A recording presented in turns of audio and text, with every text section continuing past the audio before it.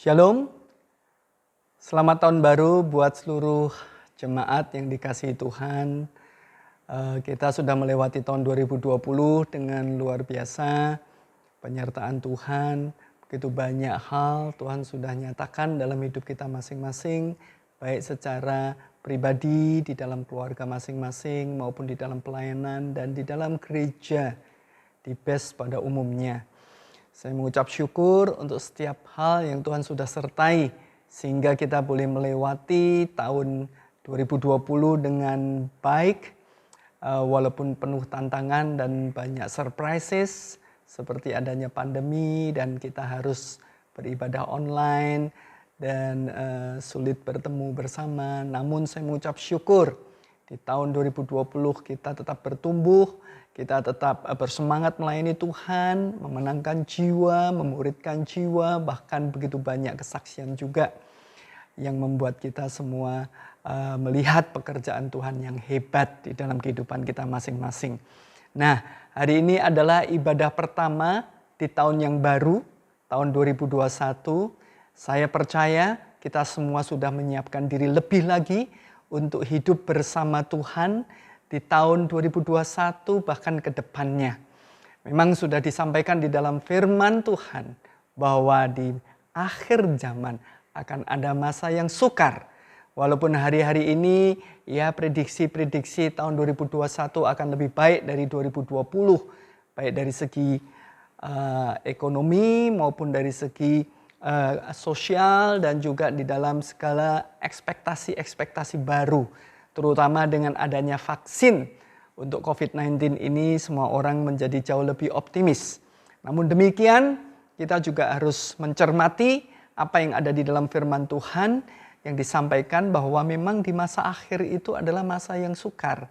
Artinya memang mungkin 2021 lebih baik tapi bisa juga sama saja atau bahkan menjadi lebih banyak tantangan. Namun saya mau sampaikan kepada jemaat dan kita semua bahwa di dalam Tuhan apapun yang terjadi di dalam dunia ini, kita orang percaya ada sepenuhnya di dalam perlindungan Tuhan, ada di dalam kebaikan Tuhan, ada di dalam segala kasih setia Tuhan. Jadi kita tidak perlu takut dan khawatir, kita tidak perlu gentar karena kita ada Tuhan pencipta langit dan bumi, Allah sumber pengetahuan, Allah yang mengerti, Allah yang mengasihi kita, dan Allah yang senantiasa menjaga kita. Yang rancangan-rancangannya adalah damai sejahtera, sukacita, rancangan-rancangan kebaikan. Itulah Allah kita, begitu mengasihi kita. Oleh sebab itu tahun 2021, apapun yang terjadi, kita sebagai orang percaya, kita akan terus berjalan bersama Tuhan dengan baik. Ya, akan banyak perkara Tuhan luaskan dan kita akan bersama Tuhan mengalami begitu banyak mujizat, begitu banyak hal-hal pertolongan Tuhan, proteksi dan segala perlindungan dan kasih Tuhan. Saya percaya itu karena Allah kita adalah Allah yang sedemikian mengasihi kita semua. Mengasihi saya, mengasihi Bapak Ibu Saudara semua dan mengasihi jemaat Tuhan. Nah, di ibadah pertama memasuki tahun 2021 saya ditaruh Tuhan untuk berbicara mengenai apa yang perlu kita persiapkan, apa yang perlu kita terus jaga di dalam hidup kita untuk menghadapi masa yang sukar itu, menghadapi masa-masa ke depan yang belum tentu lebih baik. Tetapi saya percaya bersama firman Tuhan, bersama apa yang kita tahu di dalam Tuhan, kita akan melewati semua dengan sukacita dan penuh kemenangan. Nah, apa yang saya dapat dan saya melihat perlu kita semua siapkan dan terus pegang teguh segala kebenaran yang sudah pernah kita dengar. Nah, firman-Nya saya ambil dari 1 Korintus 13 ayatnya yang ke-13. Demikianlah tinggal ketiga hal ini, ya, yaitu iman, pengharapan, dan kasih. Dan yang paling besar di antaranya ialah kasih. Saya ditaruh Tuhan memasukin tahun 2021. Kita harus menyiapkan kembali terus apa yang disebut iman, pengharapan, dan kasih. 3 hal yang akan membuat kita bertahan dan 3 hal yang akan membuat kita optimis. 3 hal yang akan membuat kita senantiasa mengalami yang luar biasa dari Tuhan. Apapun yang ada di depan kita. Ya. Yang pertama dikatakan iman. Hari ini saya tidak berbicara mengenai apa itu iman. Tetapi saya hanya sekali lagi mengingatkan kita semua. Untuk yang pertama, kita harus kuat dan teguh dengan pondasi iman. Ya, Paulus dalam firman-Nya berkata bahwa semua fondasi yang sudah diletakkan, kita baca firman-Nya ya, kita baca firman-Nya. Karena tidak ada seorang pun yang dapat meletakkan dasar lain daripada dasar yang telah diletakkan, yaitu Yesus Kristus. Ini adalah dari suratan 1 Korintus 3 ayat yang ke-11 ya. Di sini jelas Paulus berbicara mengenai satu pondasi atau dasar yang sudah diletakkan, yaitu Yesus Kristus. Ini yang saya sebut pondasi iman kita di dalam Tuhan Yesus Kristus jangan pernah goyah. Ya. 10 hari terakhir saya ditaruh Tuhan untuk sharing mengenai Yesus itu Allah. Itu adalah pondasi iman. Kita pastikan kita tahu bahwa Yesus itu adalah Allah. Dan saya mau sampaikan ada pondasi iman yang lainnya, yaitu bahwa Yesus itu adalah juru selamat. Satu-satunya untuk kita bisa menerima keselamatan. Itu hanya di dalam Yesus. Apalagi Yesus Kristus itu adalah jalan, kebenaran, dan hidup. Ya, kita hanya bisa ketemu Bapa melewati Yesus. Kita bisa datang ke surga melewati Yesus. Dan dialah kebenaran itu. Dialah satu-satunya jalan di mana kita bisa hidup dan kita akan mencapai apa yang kita semua inginkan, yaitu kehidupan bersama Tuhan di surga. Dia juga kehidupan. Makanya kalau kita memilih Kristus, pondasi iman kita tidak pernah goyah. Apapun yang sedang kita alami, apapun yang akan kita hadapi, kita berpegang pada pondasi yang kuat, yang tidak pernah digoyahkan, yaitu Yesus Kristus. Maka hidup kita tidak akan pernah bisa, apa yang saya katakan ya, menjadi lemah, ya, menjadi orang yang kalah, ya, give up, menjadi orang yang kemudian malah keluar dari segala rencana Tuhan. Selama kita pedang Kristus, pasti ada jalan. Kebenaran akan menyertai kita dan kita juga akan diselamatkan. Nah, ini adalah pondasi iman. Ya.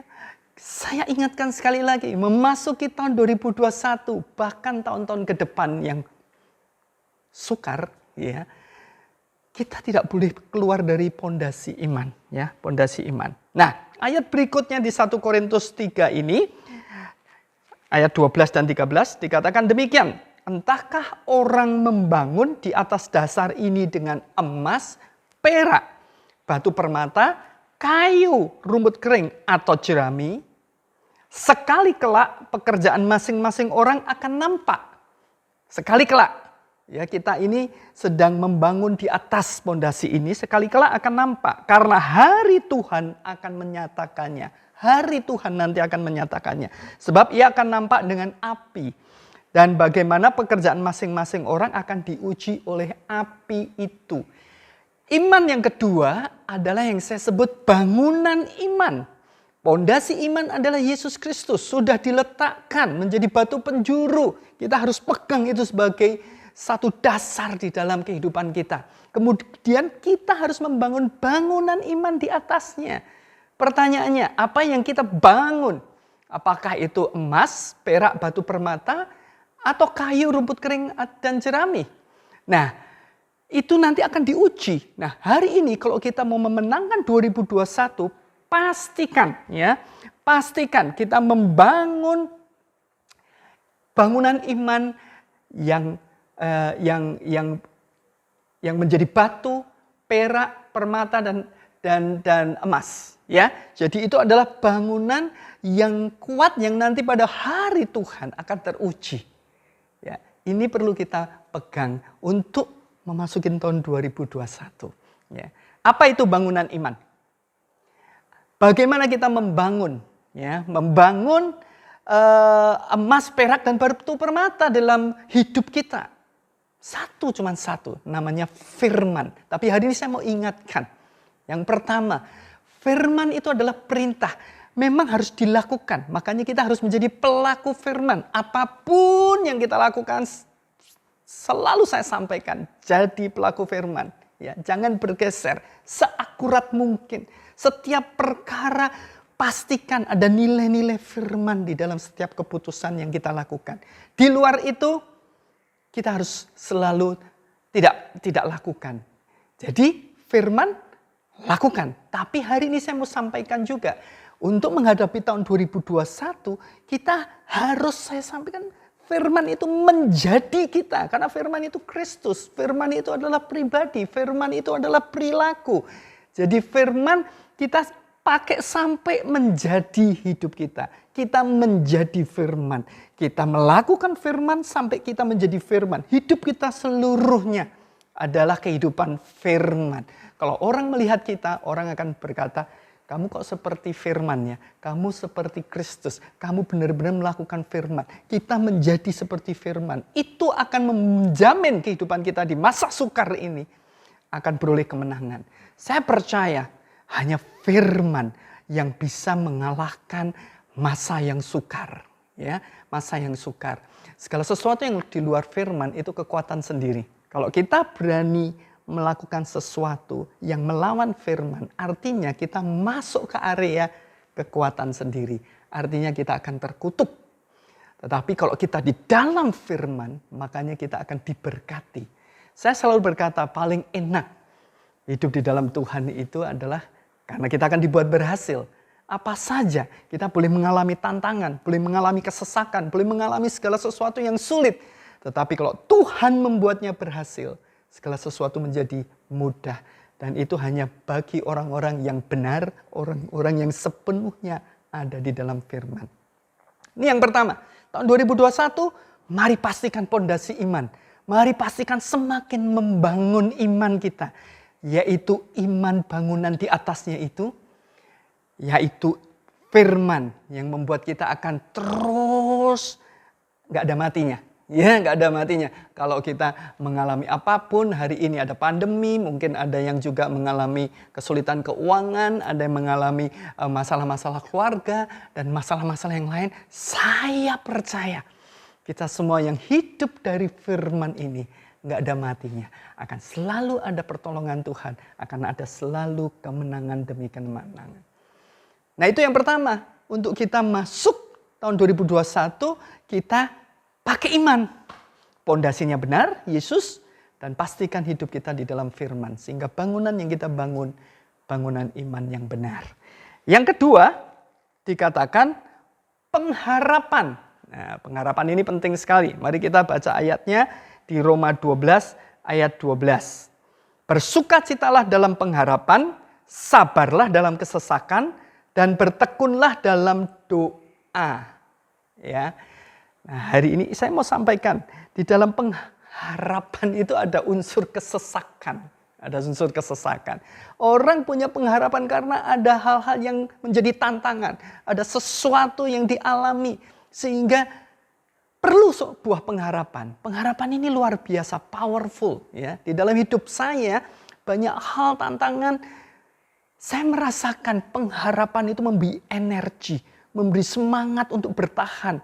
Memberi pengharapan itu memberi seperti apa ya? Seperti hal yang positif. Kita melihat dan mengantisipasi akan terjadi sesuatu yang baik dalam hidup kita. Walaupun saat ini belum baik. Akan selesai. Itu sebuah pengharapan. Ketika kita dalam kesesakan kita tahu bahwa satu saat pada waktunya semuanya akan berakhir. Dan Tuhan akan menjawab doa kita. Nah, pengharapan ada hubungannya dengan kesesakan.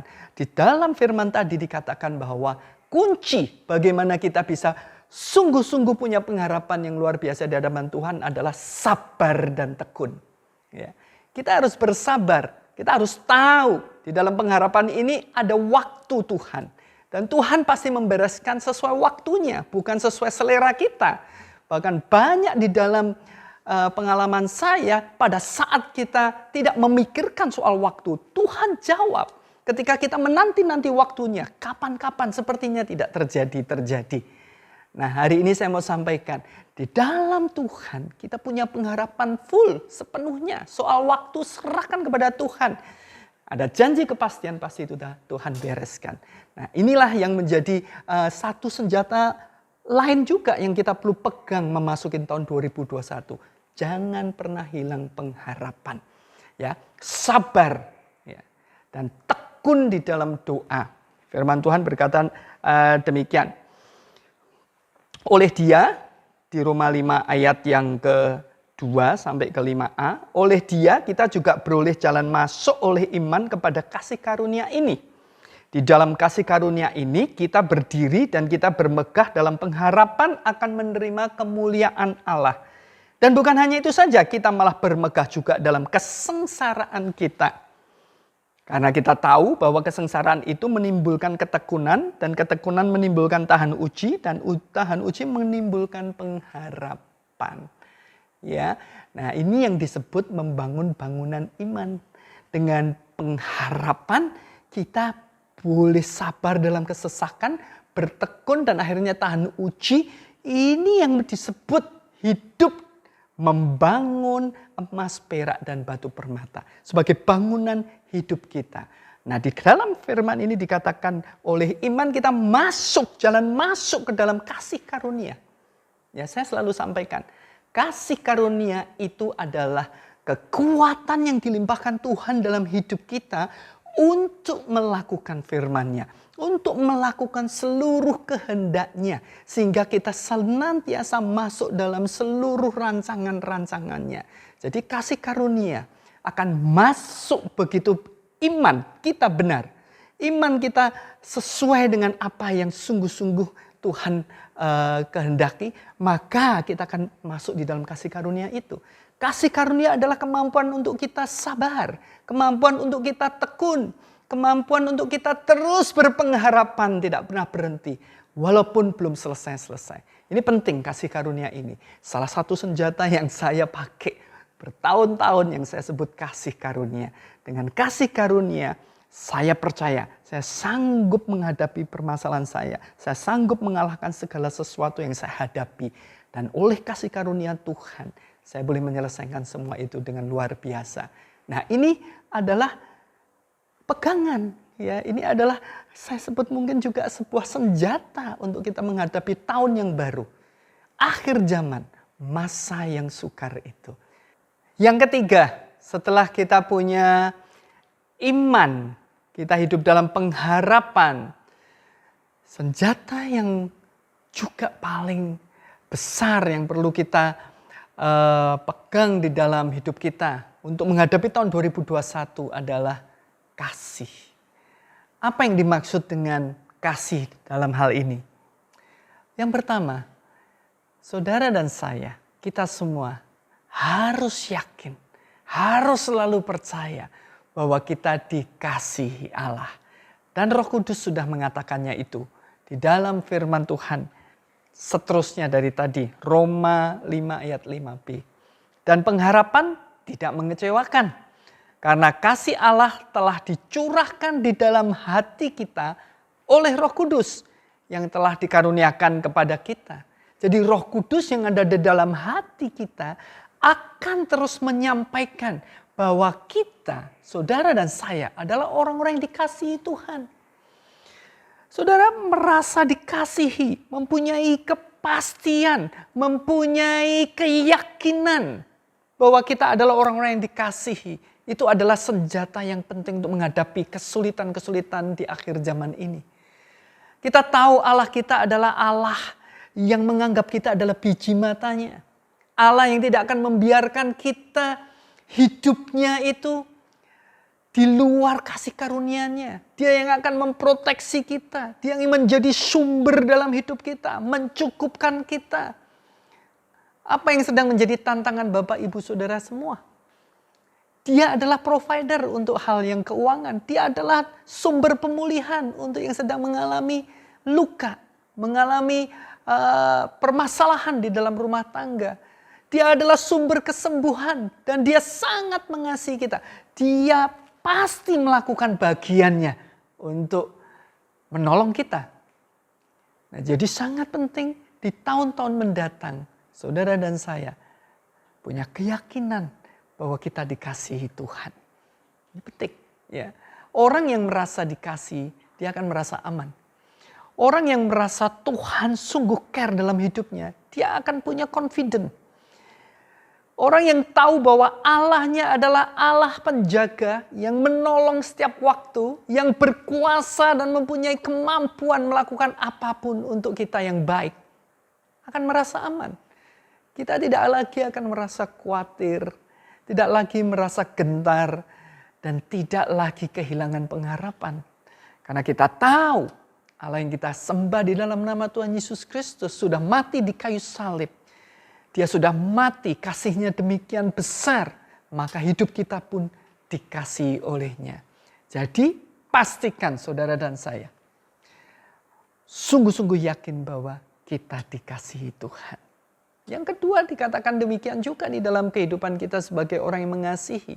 Ketika kita mengalami kesesakan, saya percaya ya, itu adalah sebuah privilege, kehormatan buat kita untuk juga bisa mengasihi Allah. Ini adalah satu kesempatan buat kita menunjukkan iman dan pengharapan kita yang tidak pernah berhenti itu dalam wujud kasih kita kepada Tuhan. Belum lama saya melayani ada orang konseling dan mengalami masalah yang tidak mudah, ya, yang menurut saya cukup besar dan cukup kritis. Dan dia ya mau pakai jalan pintas. Tapi saya katakan kepada orang ini bahwa apa yang saudara alami adalah sebuah kesempatan, sebuah kehormatan yang Tuhan beri untuk saudara mengasihi Tuhan. Tunjukkan justru bukan jalan pintas yang kita cari, tetapi fokus kepada firman di dalam permasalahan itu. Apa kebenaran di dalam permasalahan itu? Kita tetap berpegang dan percaya walaupun tidak enak, walaupun ini sepertinya nggak fair, walaupun ini sepertinya tidak sesuai dengan maunya saya. Tapi saya mau melakukan karena aku mengasihi engkau. Ya, mengasihi Allah adalah melakukan perintah-perintahnya. Dan setiap kesesakan, setiap segala sesuatu yang kita sedang alami, apa yang kita pilih? Itu adalah satu kesempatan untuk kita menunjukkan kasih kita kepada Tuhan. Kita memilih Allah, memilih firman daripada memilih apa yang daging kita suka. Apa yang kita rasakan yang baik atau bahkan yang kita ingin membalas, ingin rasakan yang memuaskan nafsu kita. Tapi kita tidak memilih itu. Kita tetap mau memilih mengampuni, memilih mau memulihkan. Memilih menjadi orang yang waras. Karena sing waras ngalah. Nah, itu adalah kasih kita kepada Tuhan. Ya. Jadi senjata kita tahun 2021 menghadapi masa yang sukar itu adalah kita juga mengasihi Allah. Apapun yang terjadi, mengasihi Allah. Saudara akan berkemenangan. Hidup saudara akan dipulihkan.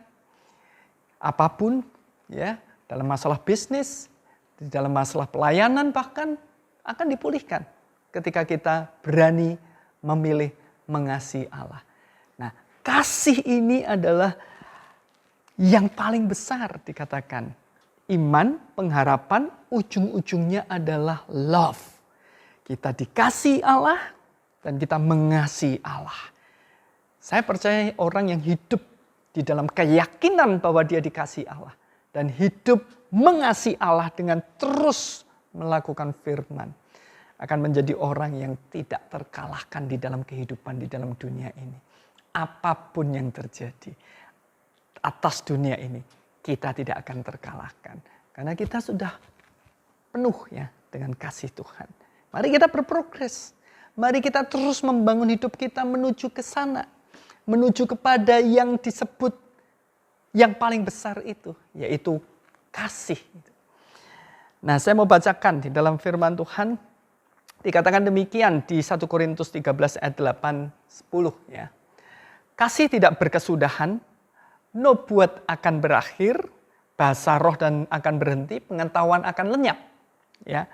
Tetapi jika yang sempurna tiba, maka yang tidak sempurna itu akan lenyap. Artinya apa? Kasih itu adalah yang sempurna. Kalau dia sudah tiba, yang lain menjadi lenyap, tidak perlu. Ya. Oleh sebab itu hari ini mari kita kejar kasih. Ya. Ayat berikutnya, ayat yang terakhir dari 1 Yohanes 4 ayat 17-18. Dalam hal inilah kasih Allah sempurna di dalam kita, yaitu kalau kita mempunyai keberanian percaya pada hari penghakiman. Karena sama seperti Dia, kita juga ada di dalam dunia ini.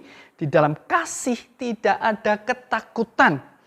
Ya, kasih yang sempurna melenyapkan ketakutan. Sebab ketakutan mengandung hukuman. Dan barang siapa takut, ia tidak sempurna di dalam kasih.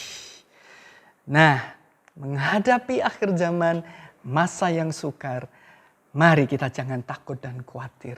Karena kasih itu, Allah yang mengasihi kita dan kita mengasihi Allah, maka tidak ada ketakutan dan kekhawatiran. Saya percaya itu.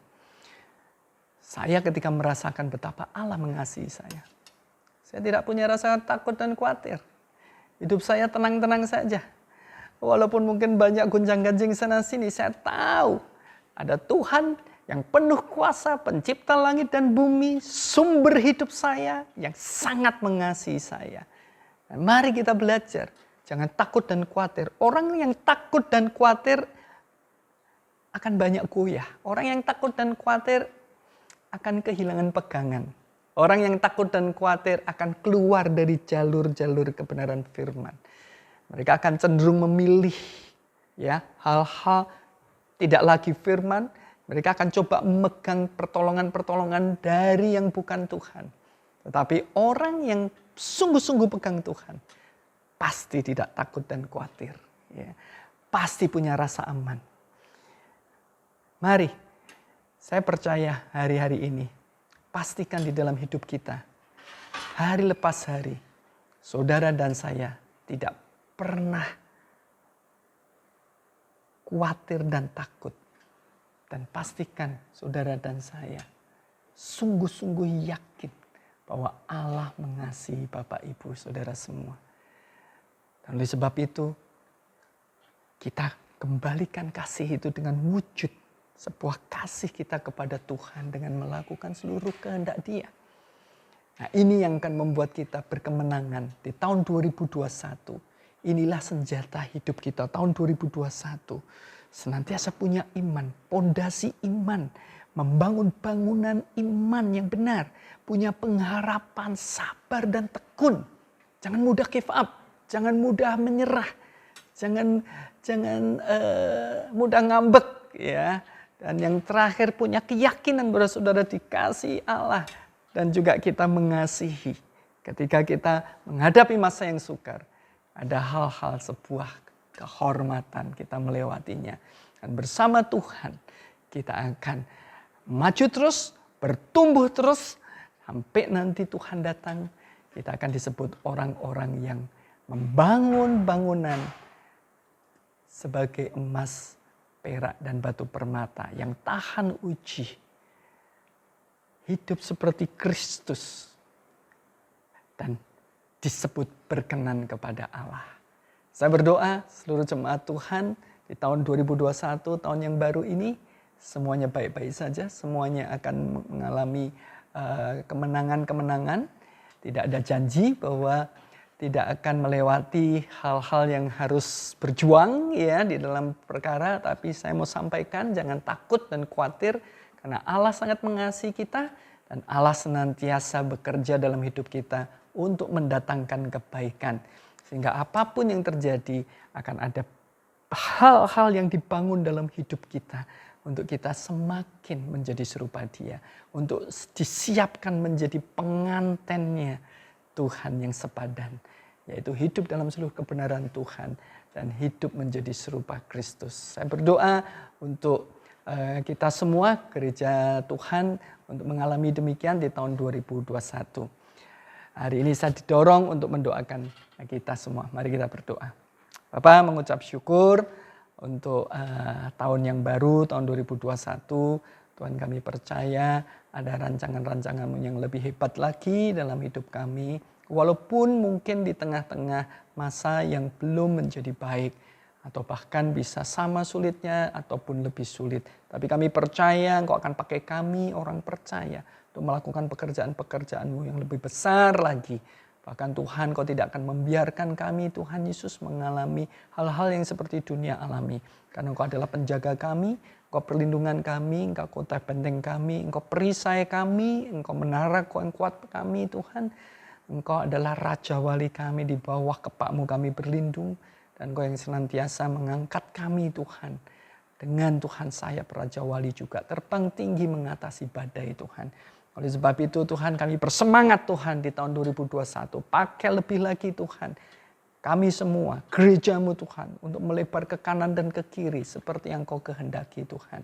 Dan jadikan kami orang-orang yang taat Tuhan. Terima kasih Tuhan untuk tahun 2020. Semuanya sudah dilewati dengan baik, semua berkat-berkat-Mu. Ampuni segala sesuatu yang tidak berkenan, sungut-sungut, komplain atau apapun Tuhan. Dan Tuhan suci kuduskan kami. Tahun depan kami mau banyak bersyukur Tuhan. Karena Engkau Allah yang sangat mengasihi kami. Allah yang sangat memperhatikan kami dan jemaat-Mu semua Tuhan. Terima kasih Tuhan, kami berdoanya di dalam nama Tuhan Yesus Kristus. Amin. Selamat tahun baru sekali lagi. Buat Bapak, Ibu, Saudara, jemaat semua. Tuhan memberkati.